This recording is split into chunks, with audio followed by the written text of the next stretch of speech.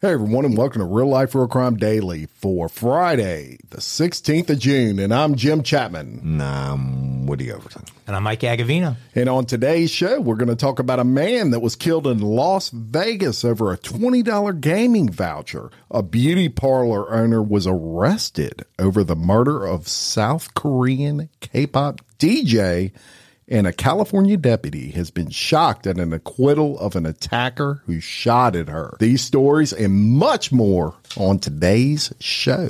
We're going to lay it out. Crime time. Wow. Crime time. Action. Prime time. Non-stop Right. action. That's a teaser, people. That's what you call that. Right. But look, I do want Foreplay. to say, though, we're all fathers in this room, and That I of am. course, Father's Day this Some week. of us have procreated a number of times. Yeah. Hey, you know what? You have to have a license to drive a car, but you don't have to have a license to be a dad or a father. Yeah, that's It deep. takes a real man to be a dad. Anybody can be a father. One of us is taking care of things, so he won't be procreating anymore. Right. One of us procreated twice in the same time. Oh, yeah. You shot. It's a double shot. A double shot. Double yeah. shot. And Twin power. I procreated biologically twice, but then I have two that I raised. Yeah. Since they were young, they're my babies too. Oh, love that. So, right. Love that. I got 5, 2 different baby mamas. Yeah, there you go. Well, I got two. Two different lives with 2 different baby mamas. Yeah, yeah. But and you know what? One I run toward, one I run away from. Right. But shout out to the moms too. They're really the ones that get it done. No, not in this day. This day's about us. They got like 24 days on the calendar that are that. This is our day. I don't even know what you're talking about. Right, This is our day. Right, because you don't do Valentine's Day and Mother's Day and all that stuff. Right. But some of us are just, Well, shout gonna out sit to on the all couch. the... I might even fart in the house. I might even just sit in the living room, watch some tube, and let a few out. I'm sorry, Mike's wife. That you have Jerry, to you deal can with call that. her Jerry Ann. She said you're allowed to call her Jerry Ann. Jerry is Miss a real Jerry trooper. Ann. Miss Jerry is a real trooper. She certainly is. That's right. My queen. Well, we're going to get into some crime time. A Las Vegas man has killed his friend over a $20 gaming voucher. Nice. Yeah, Woody can relate to that. Maybe not the killing part. Dude, I got one sitting on my bedside table. There you go. A 40-year-old man is in custody after a housekeeper reportedly found his 35-year-old friend deceased inside a hotel room on the Las Vegas Strip. On Sunday, June 11th, the Las Vegas Metropolitan Police Department responded to a report of an unresponsive man at a hotel room. Oh, he was unresponsive, all right. Officers found a male victim suffering from a gunshot wound, and medical personnel pronounced him dead at the scene. A housekeeper who initially found the victim, Martell Merrill, dead at the Excalibur Hotel, observed a blood stain coming out of a door. Mm-hmm. That's usually not a good sign. Not a good sign. The suspect, Christopher Mason, was staying in the hotel room with Merrill and another person. Now, on the Saturday night prior, Merrill's girlfriend allegedly called hotel security and said a man known as Quasi was holding a gun up to his head. Hotel security then called 911. A man and his quasi? His name was Quasi. Was it Quasimodo? He was known as Quasi. I'm like, what's a quasi? I've never had one. I want a quasi. That's a How pretty do I cool get one? nickname, probably. Quasi. Quasi. That's what they call me. Is it Quasimodo? Quasi. Like Notre Dame? The woman reportedly told officials she was on the phone with Merrill when he got into a dispute with another person regarding a $20 gaming voucher. She heard a loud noise and gasping before she called security. Investigators observed Mason on surveillance video entering an elevator that night and leaving the hotel. They also found a text message from Mason on Merrill's phone asking about the $20 gaming voucher. And they noticed a call between Merrill and his girlfriend that lasted around 23 minutes, corroborating the girlfriend's story. When police showed the girlfriend the photo of Mason, she reportedly identified him as Quasi. The Criminal Apprehension Team, which is a special unit of the Las Vegas Police Department, located Mason, took him into custody on Monday. He was booked on a charge of first-degree murder, and he remains without bail. All over $20 gaming voucher. Yeah, yeah. Wow. And for you those of you who don't know, when I used to go to Vegas way back in the day, like if you did slot machines, they actually had the coins that came out and you had to carry around the big buckets. Now it's all these tickets. They spit out the ticket and you could feed the ticket to the machine and whatever, right? So $20 ticket and he'd be dead. Well, in his mind, that 20 was going to turn into the million. Absolutely. You can't win if you don't spin it, right? And that's the way it is. Look, and I'll say this about it. That was at the Excalibur. That's a major hotel. You're not talking the Days Inn on, four blocks over. The Excalibur is one of the MGM properties. It's right next door to the Luxor. And so actually it's the Mandalay at the very very end, or the beginning, however you look at it. And then the Luxor, then the Excalibur, and the Excalibur has a walkway to New York and to the big MGM. So it's all those, and they have a rail and stuff that runs it. But I went to the McGregor. Conor. Conor McGregor. Conor and Mayweather. We were there for the fight. Did you? And I went to the how the hell did you not let me? I couldn't get the tickets to be in the arena, but I got at the Excalibur. I had paid up for the big thing where they had the big arena, screen, and the big thing. They had some, brought all your drinks and everything and whatever. So that's the last time I've been there, but it's not on them. I mean, Vegas. You talk about the criminal apprehension team. Nobody from there that lives there is from there. It's kind of like Orlando, right? And Vegas had a lot of tragedies, and you don't usually hear about them at these properties because they kind of keep it a little bit hush-hush, but you heard about it here on Real Life, Real Crime Daily.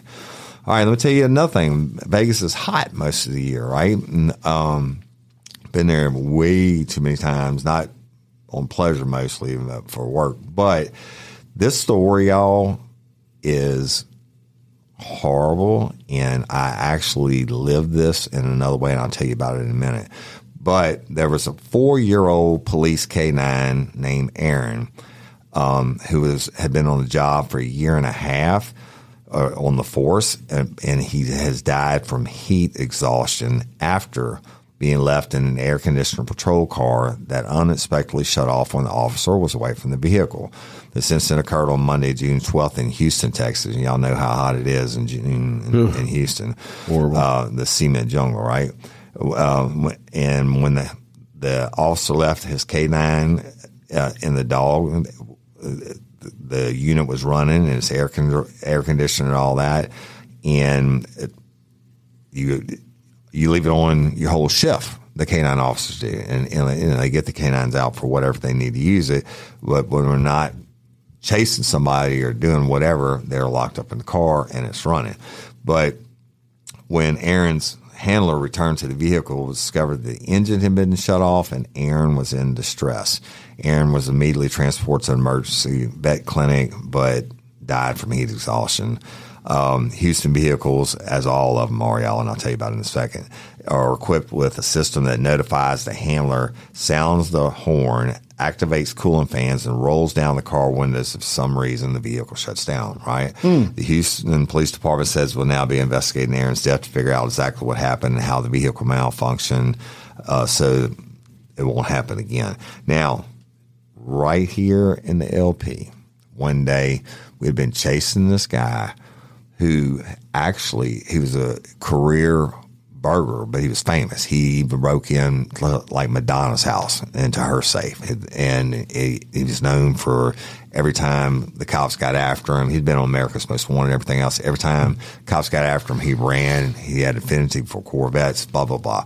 So we had information that he was in the town of Walker, right? And living there. And we, briefed everybody but on it, said don't get on the radio because we know he monitors police band radio and all that. And I'm not gonna throw shade, but the guy, and he's still there to this day, that when he knew about it and he happened to ride by and this asshole is actually cutting his grass and he sees him, and instead of waiting on backup because he knows he's going to run, it's going to be a shit show, he is overzealous and rolls up on him and calls out. He's getting on him like, fuck. And I was the one working with the U.S. Marshals tracking him down. But I just told it to say, y'all ride by this residence if you see someone. Anyway, long story short, gets into a foot pursuit. He runs. We set up a big perimeter. All the canines come in. It was so hot that we had multiple canine units come in because they would work one canine until it got too hot, and then they'd put it up in the car and work the other one. Well, the units were set with these alarms, right? And they actually have an alarm on their belt. The canine handlers do. If the engine shut off, it goes off on their belt also. Well, guess what? It didn't work. The car died, and when they went back to get him to swap him out again to use the canine again, the canine had been locked up in that oven, and I was one of the first ones on the scene. He's calling in, officer down, and I was the first one there, and we got him out of the car, and I actually gave that dog mouth to mouth, and he didn't live.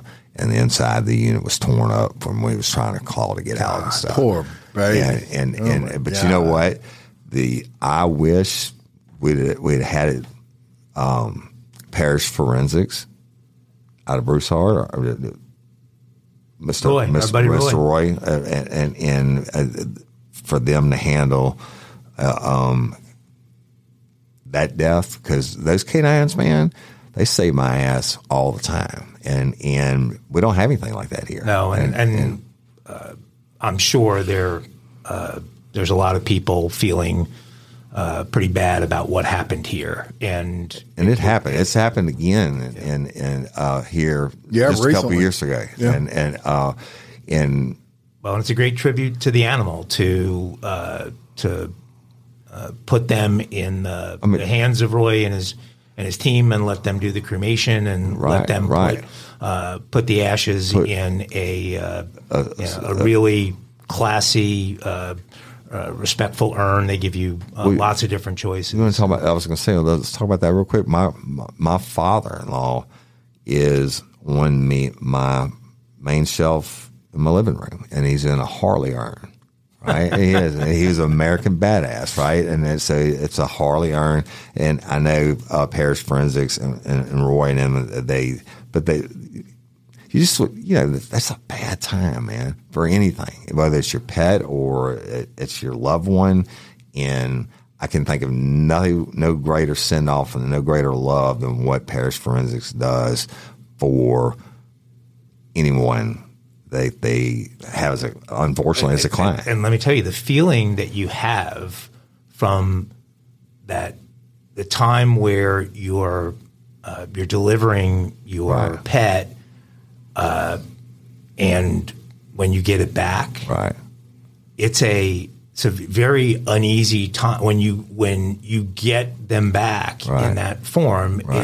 It is like getting them back in a way, and there's a peace that comes with it, and there's a certain comfort in being able to look at a remembrance of, in my case, Deuce, and thinking fondly on all the memories with him. And so between, it's Louisiana Funeral Services, 1-800-CREMATE if you're in the state of Louisiana, or go online to LouisianaFuneralServices.com, and 1-800-FUNERAL if you need funeral services. And for you funeral parlors, they do incredible work on autopsy and embalming and working with parishes across the state. When the autopsies and the embalming is done in the same place, it saves them from having to be transported into the funeral home and then embalming and all that stuff.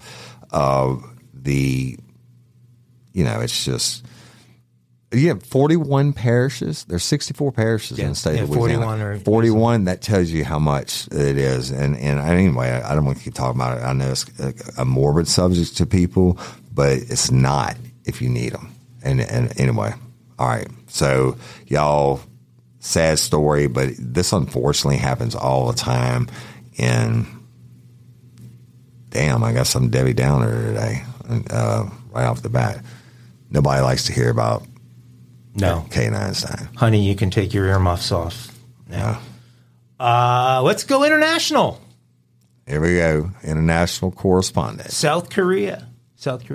Guys, are there any Korean barbecue places around here? Does anybody do Korean barbecue? I've had some, but several here in Livingston Parish. I mean, they are all over the place in LA, like every corner. Korean barbecue.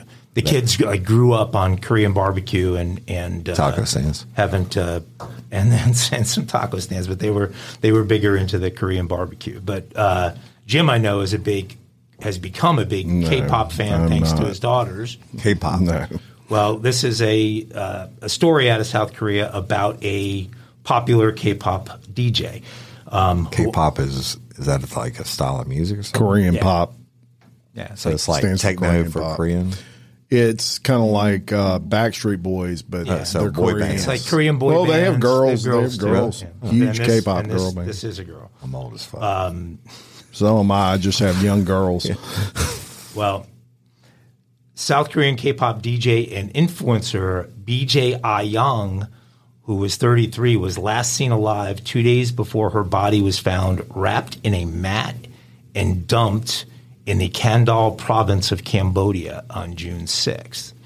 Investigators traced her last movements to a beauty clinic owned by 30-year-old Lei Wen-shao and his 39-year-old girlfriend, Kai Hui-wan. Viral press reported that Young, who was followed by 500,000 people on social media, appeared to have a broken neck and her body was covered in bruises. Wen-shao and Hui-wan reportedly claimed when questioned by police that the popular DJ died at their Phnom Penh clinic on June 4th after suffering a seizure while being given a saline drip during what was presumably a medical procedure. So this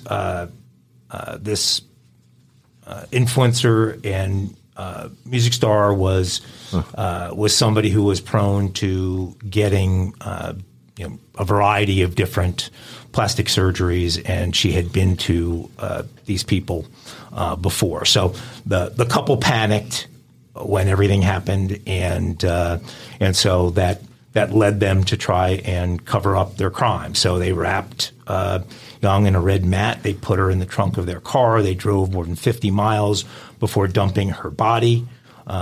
She was said to be traveling in Cambodia. She's described as being beauty obsessed and had previously undergone breast enhancement surgeries as well as other procedures. Police are investigating despite the confession from the beauty clinic owners and are trying to determine whether Young suffered the injuries before or after she died.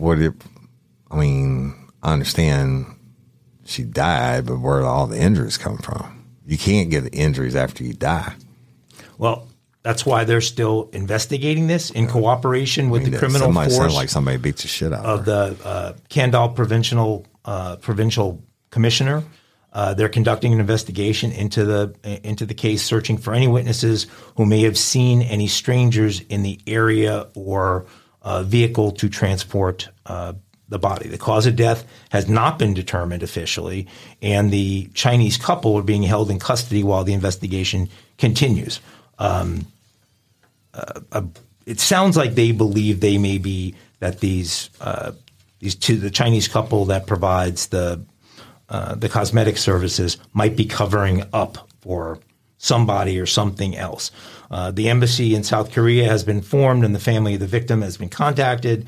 They will provide extra information through diplomatic channels to assist in the police investigation. But yes, it's a strange situation and unfortunately a young talent who is gone. Well, let me tell you what I know about K-pop.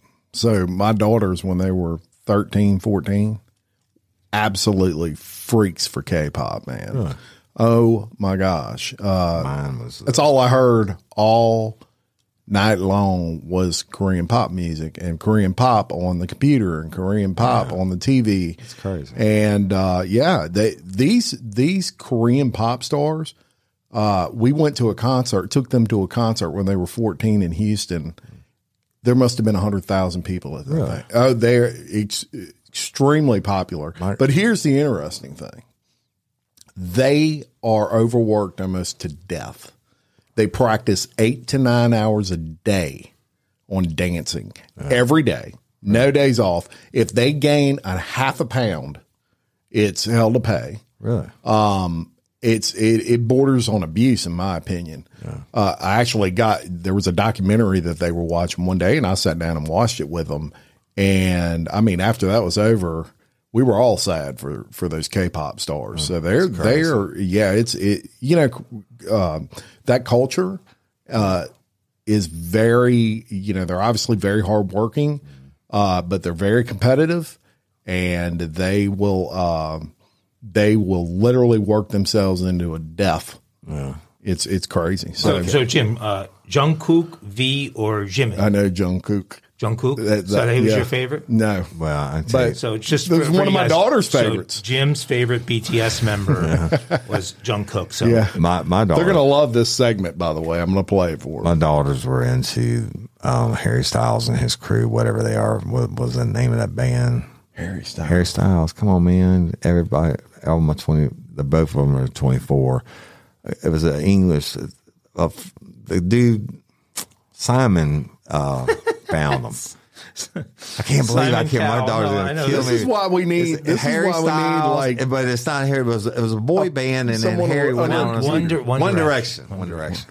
Okay. You've heard of that, huh? Yeah, I've heard of them. Yeah, but this is as big. That's a good analogy, and the height of the boy band craze in this country is analogous as well. Mine was Menudo. Because you knew all the members were getting abused by Jose Menendez. Hey, ladies, are you feeling overwhelmed by hormonal changes? Well, you're definitely not alone. There are more than 1,000 hormone disruptors living in our environment right now. It's in your food, your water, the air you breathe, the clothes you wear, your skincare products. They all mess with your hormones. Then there's the natural hormone changes your body goes through, premenopause, menopause. And while it's a natural process, it doesn't mean you have to suffer through it. The good news is you don't have to suffer through it anymore, because now you have Hormone Harmony, a formula made only with herbal ingredients that are shown to reduce hormonal symptoms in women of all ages. Hormone Harmony is not just a hormone support and supplement. It's become a phenomenon. Women can't stop talking about it on social media. A bottle of Hormone Harmony is sold every 24 seconds. And the biggest benefit? Well, my wife says it makes her feel like her own self again. And that's what women mention over and over in the reviews. And there are over 30,000 reviews for Hormone Harmony. And for a limited time, you can get 15% off your entire first order at happymammoth.com. Just use code RLRC at checkout. That's happymammoth.com and use code RLRC for 15% off today. That's happymammoth.com and use code RLRC. Spark something uncommon this holiday with just the right gift from Uncommon Goods. The busy holiday season is here, and Uncommon Goods makes it less stressful with incredible hand-picked gifts for everyone on your list, all in one spot. Gifts to spark joy, wonder, delight, and that's exactly what I wanted feeling. Hey, y'all, I ordered a super cool piece. It's a candle with a sculpture of LSU's Tiger Stadium on top of it. And each officially licensed laser cut wooden replica features up to 4 layers of detail, creating a bird's eye view of a specific football field, seating section, and more. And every label includes your stadium's name, the team's logo, and school location. And it has a coconut, soy, vegan wax infused with sandalwood smell that creates tailgates and touchdown scent profile, reminiscent of game day. It's invigorating like fresh cut grass and nostalgic like smoke from a pre-game grill, and calming like the crisp autumn air of a new semester on campus. Y'all, I love it. I have it at the base of my TV, and I'm ready to watch the Tigers play on Saturday night, right? Uncommon Goods. Look, when you shop at Uncommon Goods, you're supporting artists and small independent businesses. And many of their handcrafted products are made in small batches. So shop now before they sell out this holiday season. Uncommon Goods looks for products that are high quality, unique, and often handmade or made in the U.S. They have the most meaningful out of the ordinary gifts anywhere. They even have gifts you can personalize. From holiday hosts and hostess gift to the coolest finds for kids to hits for everyone from the book lovers to diehard sports fans. Uncommon Goods has something for everyone, not the same old selections you can just find anywhere. And with every purchase you make at Uncommon Goods, they give $1 to a nonprofit partner of your choice. They've donated more than $3 million to date. So to get 15% off your next gift, go to uncommongoods.com/RLRC. That's uncommongoods.com/RLRC for 15% off. Don't miss out on this limited time offer. Uncommon Goods, we're all out of the ordinary. All right. Look, last week we were just talking on an episode about the I-10, I-12 corridor and how drugs traffic from Texas to Florida kind of thing. Well, Walker, Louisiana, which is probably 2 miles from where we're recording right now. The Walker police seized 7 pounds of cocaine during a traffic stop. 3.5 kilos approximately. Yeah. They arrested 2 suspects. They seized that 7 pounds of cocaine, and it was at a stop on I-12 right there at the Walker exit. According to the PD, officers made a traffic stop, and while questioning the occupants of the vehicle, officers became suspicious that the vehicle may have contained contraband. They contacted the LPSO, Livingston Parish Sheriff's Office, K-9 team to assist. A search of the vehicle revealed several sealed packages which tested positive for cocaine. The vehicle driven by the suspects, a 2018 Dodge Charger. Yep. That's a cocaine magnet. Was found to have 3. Is it real? Yeah, no, they use up-to-date cars and stuff like that, but most of the time the biggest single alert is if it's a single female driving the vehicle. But I'm sure in this one, if you get several males, you also have to look for follow-up cars, and a lot of times they'll be following or they'll be running interference. They'll run through and get the cops to stop them or whatever. But first thing you do is check the stories, and believe it or not, the ones I've been involved on, these people have all this stuff and radios in the car ready for, but they don't have their fucking stories straight. Well, they were found to have 3.5 kilos of cocaine hidden under the back seat with a street value estimated at approximately $150,000. Michael Hernandez and Naomi Puente, 43, were arrested and booked into the Livingston Parish Detention Center on possession with intent to distribute and several other charges. In addition to the arrest, Walker police intend to explore the possibility of asset forfeiture with respect to the suspect's vehicle. It's the only reason they're doing it. They want the Charger? It's the only reason. It's called working interdiction. That's a guarantee. Well, they say in an effort to send a message to people involved in the trafficking and distribution of dangerous drugs, they're going to use every tool available to go after the offenders, with the forfeiture of the vehicle being one of those.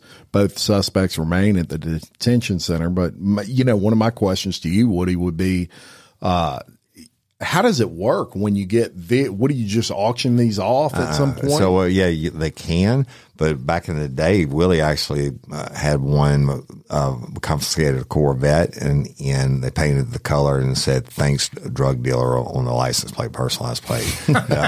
But what they do is, so that's not a chance traffic stop. Okay, Walker only has jurisdiction for not even a mile probably of interstate. So they got somebody up there working interdiction, and they got to get lucky once. And now the money is going the opposite direction. These people are going this direction, or we're headed eastbound. It's not to go to Florida. It's more to go to Hammond. So you got I-55 that runs north, and you got 59 that runs north. You got you go to Atlanta, Memphis. All these things. Right. Yeah. And so, but I-10 is the main corridor. But once your sole purpose is to seize their shit, and they'll take the vehicles and they'll auction them off. But it gets split 3 ways. The law enforcement gets a third, the DA's office gets a third, and the court system gets a third. Okay. Really? Yeah. And it's the same thing with cash when they seize cash? Same thing with cash, same thing after it's adjudicated, they split it 3 ways. What's the best hiding place you've ever seen in a vehicle? Oh man, a trailer, like a pull behind trailer, pretty long. I forget how many feet. It was in between the floorboards and the baseboards, and it took them it took them so long. They knew the dope was there, but they couldn't figure out. They knew it was there because of canines? Or? No. They had tips that it was coming and everything, and they knew it was, the canine hit it numerous times, everything, but they couldn't figure it out. And then they ended up having to go take it to a shop and tear it apart. It took like 7 hours. Oh, my God. And it was inside and it had 50 kilos. Wow. Yeah. Wow. Yeah. Those guys are ingenious. I mean, that's what they do. So, but you better believe somebody died on that one. Because of that. But you know what? The amount there is a misnomer, is way low in my opinion. Usually it's like 28,000 a kilo before it's stepped on, before it's cut. And now they used to cut it with baby formula, but now that they're cutting with fentanyl, shit, that could be $1 million. Baby formula? Yeah, or baby formula. Powder. The powdered baby formula. Yeah, powder baby really? formula. And the now they cut it with fentanyl, so they can, that 100 and some thousand is probably worth over $1 million. So whatever. Anyway, y'all, let's go to, this is crazy, and I have a lot to say about this, but you probably wouldn't believe it. I'm gonna read it to you first, and you won't believe what my opinions are. So in Louisiana, they have a new law or a new bill. It's not a law.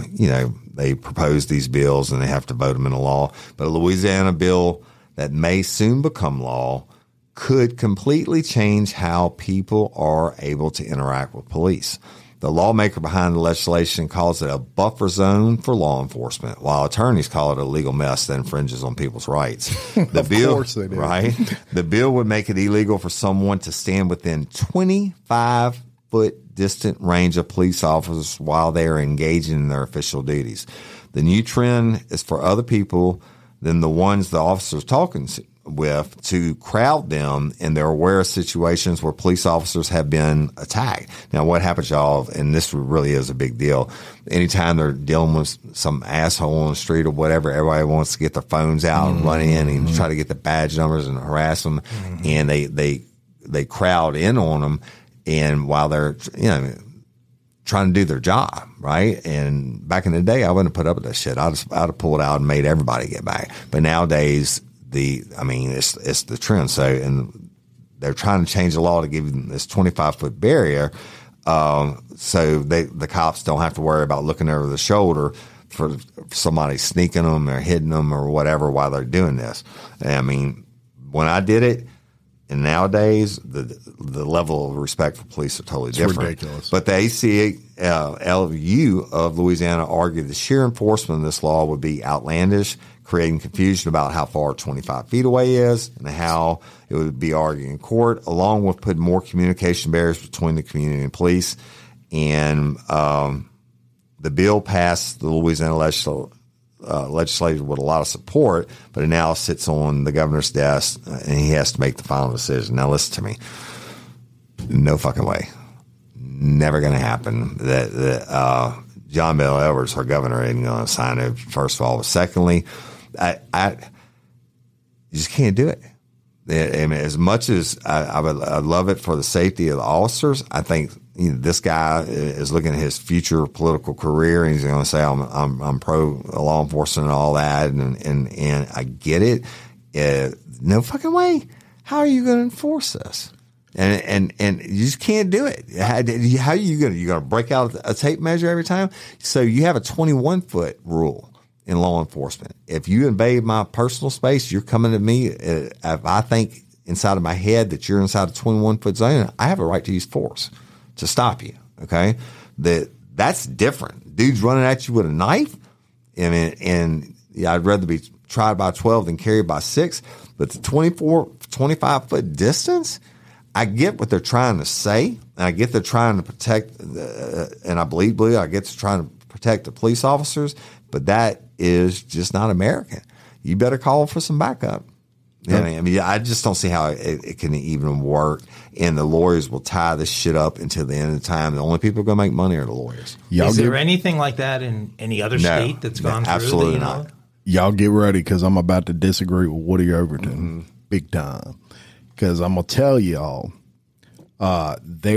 even in this area where we're recording out of right now, there is a group running around, and I don't know if you call them sovereign citizens or what, but what they do is they harass officers. They will ride around till they see an officer has someone pulled over. They get out their car, and 20 feet, they get within 5 feet of these people. Right. They've got a cell phone in this officer's face, and they're basically sitting there saying, hey, did he search your car? Did you give him permission to search your car? What they're doing is they're trying to spark a reaction out of that officer so they can then take that, upload it to YouTube, and become rich off of harassing police officers.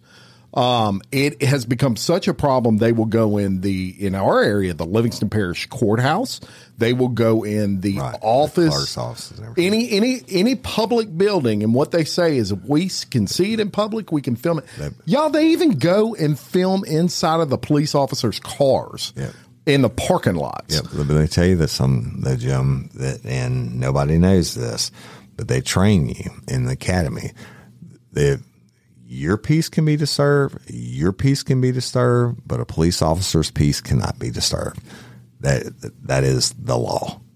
So they can do this, and they can holler at you, can do whatever. You have other remedies that you can bring in your backup and say stand back, or if then they continue to come forward, then you arrest their ass, right? But a peace officer's peace cannot be disturbed. It's just like us being stars. They're like crime. They're like crime paparazzi. People coming up, you putting yourself in that public position. You have to expect any type of person to approach you. And now, look, I think it's a genius, but there's no fucking way they can ever enforce it. And a police officer's peace cannot be disturbed. You are a public official. You're doing a public job. You put yourself in that situation. You have to be subjected. Now, you coming and filming my shit, and I arrest people, a lot of people for doing it. If I told you to get back once because I'm handling business and you didn't do it, and I call for backup, and as soon as I got done with that asshole, I took you to jail. There's other ways to handle it. I agree with it. It'll never be enforced. It'll never be done. I think it's a genius idea. I know the culture of it nowadays, but it's never going to happen. Well, or some incident, somebody gets hurt, somebody doing that gets killed. The officer loses his focus or her focus on what they're supposed to be doing because they're dealing with that, and then an officer gets hurt or killed. And that's what Jim's saying. That happens every day now, and these people are making money off of it, and I get that. But that is a sign of the times.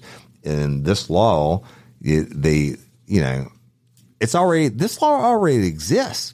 You didn't have. They could be 100 yards away if they're hollering. You tell them to move along, move along, and I'm handling business here. And if they don't, arrest them. Well, according to really though, there is no law on that, because if you're in public and you're an officer, as long as you don't impede that arrest, it is a law. It's called public intimidation of a police officer. If I'm handling my business and you're hollering and saying, what's your name, or did y'all see this, and basically threatening to get your job, you're doing wrong, and you're acting lawfully, then you could arrest them, and then you could arrest them for anything you want to. Well, I think it's an interesting subject going into my next story, which is a story. Great interaction. I appreciate your point, and I agree with you. I'm sorry. Yeah. It's a story about California, about a former sheriff's deputy who is speaking out after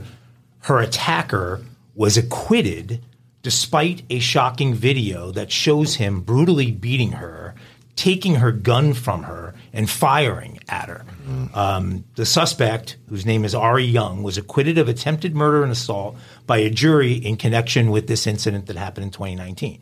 The beating, which is all caught on camera, shows the pair wrestling as they fell to the ground shortly before he grabs her firearm. So he grabs the deputy's firearm and shot at her while she attempted to flee the scene. So he gets it from her after a wrestling match, and she punches him. I mean, he punches her several times, and she goes to run away, and he begins shooting at her. So the former deputy's name is Megan McCarthy. And McCarthy said the only thing that she thought of in the moment is, I'm about to be murdered. I'm about to die. And she used oldest defense known to man. She hauled ass. Well, she says she was in so much pain and because he had broken bones in her face, multiple bones in her face, with the beatdown he gave her, that the only thing she thought was that she was dead. And by the grace of God, a malfunction saved her life. So I don't know exactly what the malfunction with the weapon was, but he couldn't discharge, he couldn't shoot her right away. So maybe there was a safety or something happened that gave her a head start running away. Yeah. And then the guy wasn't much of a shot and missed her with the shot. Let me tell you this. I saw this and I followed this, and did you see the pictures? Yeah. She's beat the shit. Yeah, no, I have a picture right here for her. And that's why it's so hard to believe how this story ends. But so she turned and ran away, and then she hears another gunshot go off and knows that he's firing at her as she's running away. So a California jury found this guy not guilty of attempted murder and not guilty of assaulting a police officer, instead finding him guilty of only a much lesser charge of negligent discharge of a firearm. And they failed to reach a verdict on several other things. The defense lawyer for him claimed that McCarthy did not have reasonable suspicion to justify patting down his schizophrenic client when she arrived at the scene. Whatever. Now, the issue was whether the initial detention of Mr. Young was legal or not. If it's not, then he's not guilty. He could punch her 100 times and it wouldn't matter, is what this defense attorney says. McCarthy rushed to the home, and so she gets a call. She rushes to the home. She sees a man with clenched fists coming out of this house who's making a beeline in her direction right as she got out of her patrol vehicle. So she attempts to stop him and arrest him on the spot, but he quickly begins punching her. So, I mean, a fight ensues. He overwhelms her. He gets her on the ground, and the whole time, by the way, his mother is standing behind him, and she's got a knife in her hand. Nice. McCarthy, at this point, was the only deputy on scene. Their backup would arrive, but video taken, which was taken on a neighbor's cell phone who saw this happening, shows the pummeling that she took to her face, and then he beat her to the ground, seized the gun, and began firing the shots. Her injuries included broken thumb, orbital, black eye. Here's a picture for you guys over. Just see her broken eye bones and everything else. So McCarthy, who is now a former sheriff's deputy, says she worries about the precedent her alleged attacker's acquittal has set and the impact on morale of law enforcement, which is, as we all know, horrible across the country, already in a horrible state. She said, it blows my mind that this is the precedent we're setting for not just this community, but for law enforcement. How do we tell the millions of cops tomorrow, the thousands of cops tomorrow that go back to work, kiss your loved ones goodbye, wear a bulletproof vest, and this is how they support you. I was called to that house to help. That gives me the exact cause of law enforcement, to help someone, and the fact that these people believe I did something wrong to the point where I almost lost my life is heartbreaking. I still don't understand what they think she should have done. They didn't, but she should have done is shot him quicker. And that's it. But the deal being is two things. One is called the fruit of the poisonous tree. If and it sounded like this dude didn't have a hooey attorney, he actually had a pretty good attorney. And if they can prove, or the state can't prove beyond a reasonable doubt that she lawfully engaged him, then it's not illegal. If I go to arrest you and it's an unlawful arrest and you know it's unlawful, you have the right to fight. I mean, you can fight. You have a right to kill them or when they're running away.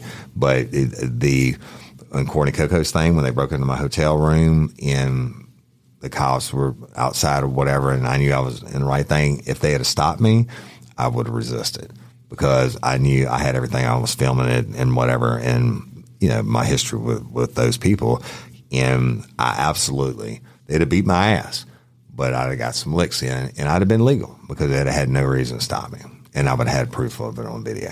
But I don't understand this case, and fuck it, that's California.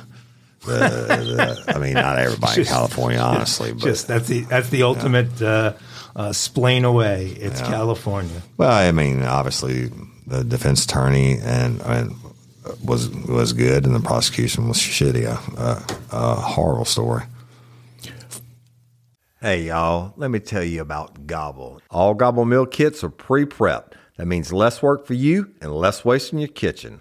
Their meal kits include everything you need so you can save time at the store or just skip that trip entirely. I got the box in and I had 3 different meals. I had a Kung Pao chicken, crispy fish tacos, and a beef bourguignon, however you say it. But let me tell you about the classic beef bourguignon. Look, it came with beef pot roast and a beef broth concentrate, red wine demi-glaze, cremini mushrooms, cipollone onions, mashed potatoes, baby carrots, and rosemary thyme butter. It was so easy to make. Literally like 15 minutes it took Cindy. And let me tell you something.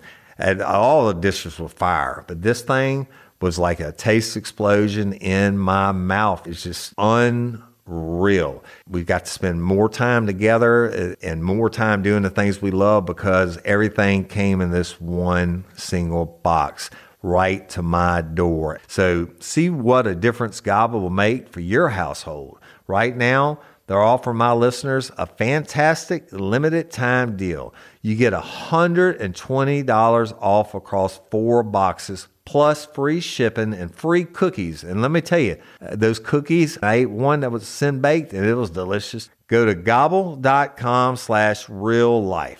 That's GOBBLE.com/real-life for $120 off your first 4 boxes. This offer is not available on the home site, so don't miss out. This is genius. It's taste explosions in your mouth like you never had. All right, a Wisconsin woman is accused of fatally stabbing. Hey, Taylor. Wisconsin story. I had to say hi.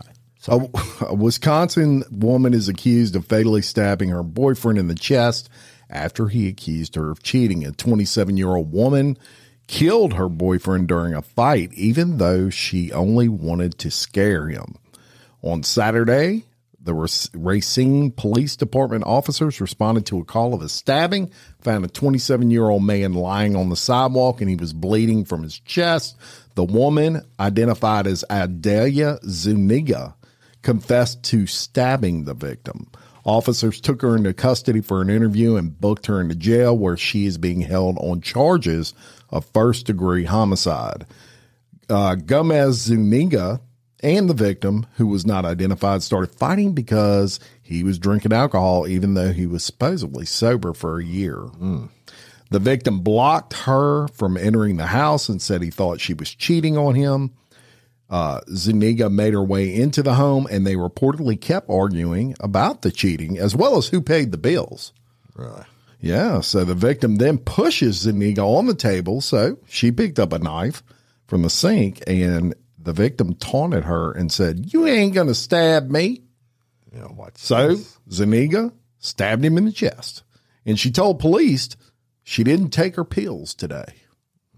The victim fled the home, and Zuniga reportedly followed him because he took money prior to the stabbing. A neighbor said he saw the victim outside holding his chest, and it was full of blood. It was actually oozing blood, according to the neighbor, and he died in the neighbor's arms. Gomez Zuniga told police, "I can't believe he's dead. That wasn't my intention." I just wanted to scare him. She was good until she chased him out of the house and stabbed him. Yeah. She could have done it in the side. He entered and all that. Well, and she didn't take her pills. Yeah. You can't hold her responsible. Right. I didn't take mine. She did need her pills, but stabbing's generally going to do more than scare someone. Yeah, especially when it's in the chest. Yeah. You're not stabbing them in the leg. You're stabbing them with intent to do deadly harm, in my opinion, when you stab them in the chest. But, that story is just in a big indicator of how something small in an argument can escalate to where now you have killed somebody. This was essentially over cheating and drinking. We've been getting so many of those lately. People getting stabbed and shit. And I wonder if she puts that on her dating profile online now. Yeah. Do you think when you come in there? I don't know. Probably not. Probably not. Probably wouldn't be. But shout out to our Wisconsin people, my family up there, right?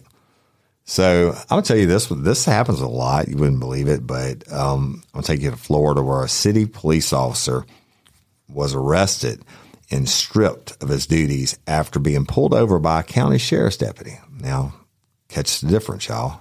Both cops, one's for the city, one's the sheriff's office. But he was pulled over for reckless driving. Officer Alexandra Shayuni was allegedly driving 80 miles an hour in a 45 mile an hour zone in a marked Orlando Police Department vehicle when he was pulled over by a deputy of Seminole County Sheriff's Office, according to the police dash cam footage.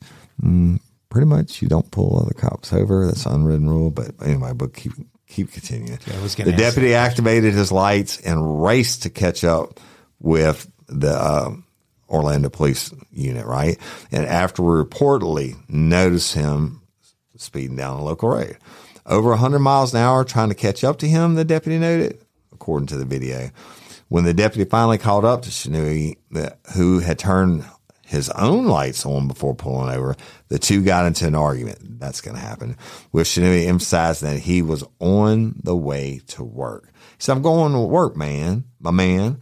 And, why are you trying to pull me over as I'm going to work? He said, because you're going 80 and a 45. He said, well, I'm going to work, Shinui said, indicating his Orlando Police Department uniform. What does it look like I'm dressed for? What does it look like I'm dressed for? And following the back and forth on the footage, it showed that Shinui refusing to give the deputy his driver's license before getting back in his police car and speeding off again. Right? Authorities identified Shinui by his badge and police cruiser, and he was ultimately charged with resisting an officer, reckless driving, and fleeing and eluding a law enforcement officer with lights and sirens active. Shinui was subsequently relieved of duty, and an investigation is pending. So they told him, well, let me tell you about this. This deputy, he's blackballed forever. I mean, it's just an unwritten rule. I know people hate to hear this. And we say about you're speeding to go to whatever, and I know cops are supposed to follow the law and all that. Well, we call it rolling gold. You get pulled over, you roll gold, courtesy, you let them go. I was taught in academy by an old timer, and he said, look, you pull over another officer, if you can't help them, don't hurt them. You know what I mean? Don't go out of your way to do it. But they had one, I don't know if y'all remember, it was just a couple of years ago. It was in Miami, and it was a Miami cop in a marked unit speeding through, and a deputy pulled him over, or it might have been a trooper in a city, whatever it was. One of them was speeding through, the other one got behind them, and they didn't stop. And then when they did stop, they got into a fist fight. I'm handling business, and you're stopping me, and they end up tying up. Yeah, that's crazy. Yeah, but if you're just going to work, you probably shouldn't be going 80 miles an hour. But you pull over another cop now, if they're drunk or something like that. Yeah, but that's not in the story, right? The guy wasn't impaired in any way. He was going to work. But whatever. Going to work. I mean, he was wrong. That's the great. Yeah, he absolutely was wrong. But I'm gonna tell you, this other dude is going to catch he's in blackballing.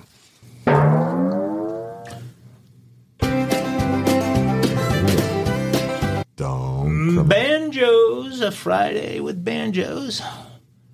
Mississippi story. Uh-oh. What part? 2 dumb folk in Mississippi.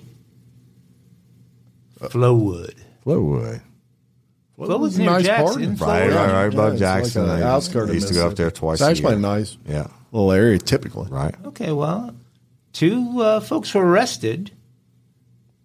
They won the lottery. Well, they had winning lottery numbers anyway.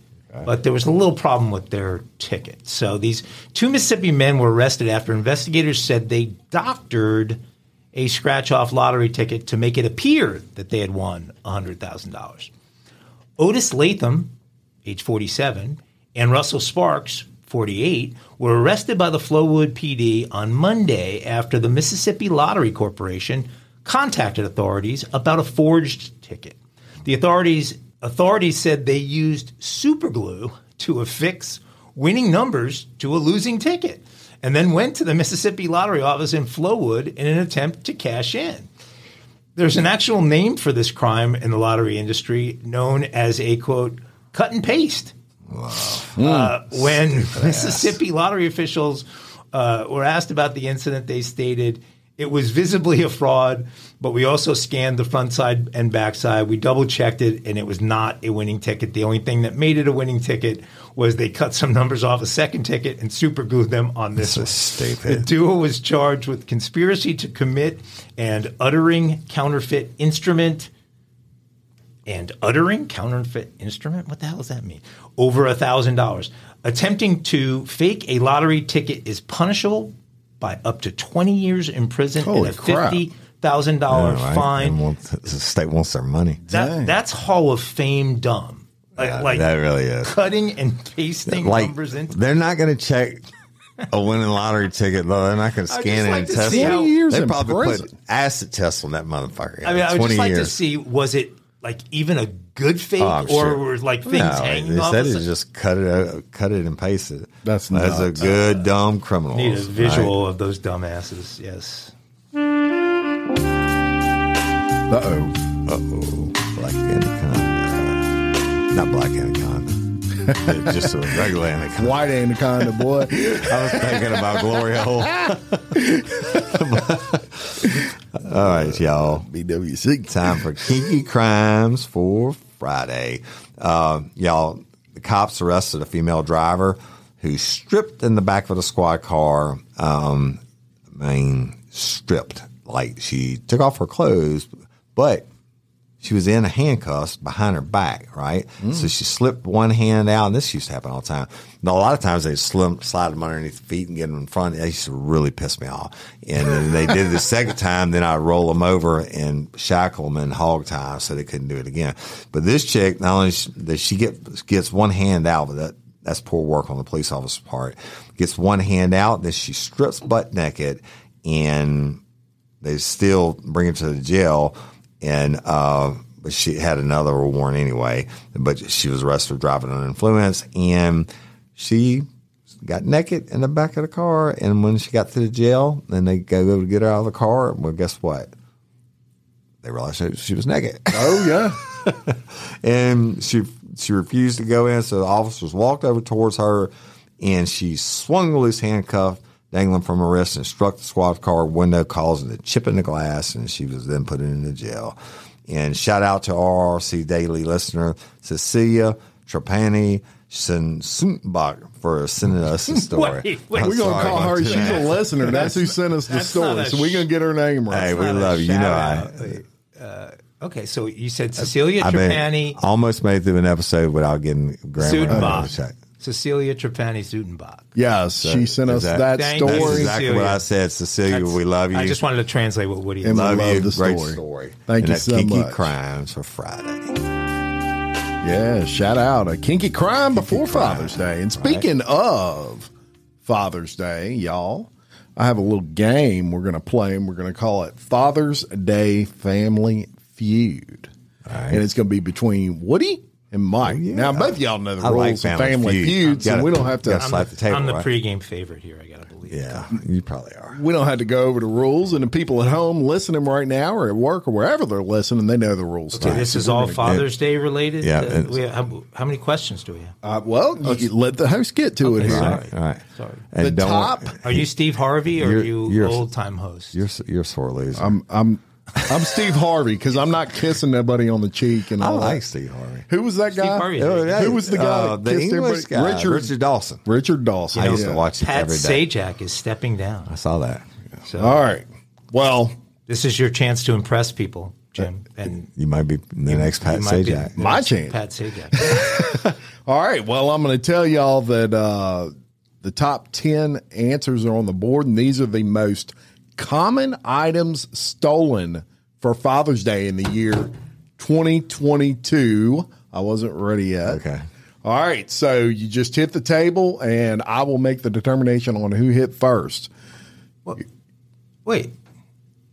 Isn't the category the most common item stolen for Father's Day? Yes. And then we both hit the table. Well, you go first. Go ahead. I'm gonna beat you anyway. Go ahead. The guy who Mike. don't you guys don't watch enough Feud? Hey, go ahead. The one who hits first has a choice of whether they want to go. You cheated and hit first, but I'm being generous and let you go first because I'm gonna beat your ass anyway. Go ahead. Give your answer. Give your answer. Cheated? No, you won. Top 10. I'm not. Now you're my wife. You won. Mike, you're right. I'm wrong. I defer, and Woody can go. No. You won it. When you chime in first, you have a chance of taking it Go or ahead. letting the other team, the other family go. Do you really? Yes. I've never seen anybody let that. You guys watch the Feud. All right. Well, then I'm going to go with an old standby favorite, but now you know what? I'm going to go outside the box. I'm going to say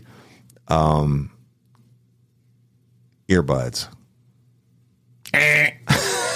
I know what I was going to say. You get 3 strikes. How many answers are on the board, by the way? 10. To tell us. But you got to. Hey, there are 10 answers on the board. You got Top to. 10. You got to give an answer. If you don't get it right, if you get it right, you have a choice to play or not. If not, it comes back to me because you said I hit it first. That's the rules. No, it's yes, it is. Help me, folks. These people do not know that's the rules. rules. To Family Feud. When you both When slap, if you family- both get it wrong, the first one that slaps has the right to play. That's right. When you both get a strike. Oh, this is the face. Oh, so this is our face. But Yes, we're still face off. okay. So go ahead. Okay. Woody missed. His wasn't even on the board. A tie. I was going to say that. Ding. was Number gonna say- 8. Right. I was going to say that. Is but I'm tie. gonna be generic. So you got now, a point. You get now. So you you- get to Now my you get to family, play. One me, team miss. has to You answer get to play or without pass. getting 3 strikes, 9 other things. Right. Cologne. Ding. That is number 3. A robe. It took him a long time to decide that, which means that there were things like pajamas on there. No. I You was can't. just reading You the can't list. slide in you, and you got two more guesses. Well, I get 2 more strikes. Right. So, That's because you're going to get them wrong. But go ahead. so it's a no on pajamas. That's your second strike. Meanwhile, my family's huddled up in the corner going, for the steal, for the steal. Time's going to run out. Yeah, it is. Watch. What did you say? Watch. For the steal, a type of electronic device. Too broad. No, it could be anything. Let's just Your narrow first it answer down. was earbuds, Anything. Yeah, you can't say that cell 'cause that's phone. broad. So Anything, you're saying cell phone? Cell phone. Damn. So Mike wins. What kind of bad answers were there given? Because we were hitting. What were they? All right, I'll Soap on go a through rope. them. Number 10, high-end liquor. Oh. Number 9, electric razors. Number 8, ties. Got that. Number 7, disposable chargers. Number 6, men's jewelry. I said a watch. Well, that You okay. steal one. Go ahead. Number 5, dress belts. Really? Number Still in a 4, dress belt. shoes. What? Steals Shoes. shoes. A lot of people. Number 3, cologne. Number I don't wear 2, cologne. cigarettes. Really? I Yes. Stole that. Yep. And the number one stolen item for Father's Day. Condoms. New wallets. Really? I don't use the wallet. No. Hey, God, that just shows us what shitty gifts there are for Father's Day. Is there anything on that list that you would want for Father's Day? That absolutely. Yeah, the charger, the cologne. I'd take that. I don't electric wear razor. cologne. I don't use a wallet. I don't wear take. ties anymore. The high end liquor, maybe. High end liquor, definitely. What about cigarettes, Woody? I said I was sold cigarettes. Okay. No, not as a gift. But how the fuck you going to steal cigarettes? You got to get behind the counter and get them out of the case now. They do it. They make it happen. Hey, but seriously though, happy Father's Day to y'all. Same to you. And all the dads out there. I'm going to give a shout out real quick.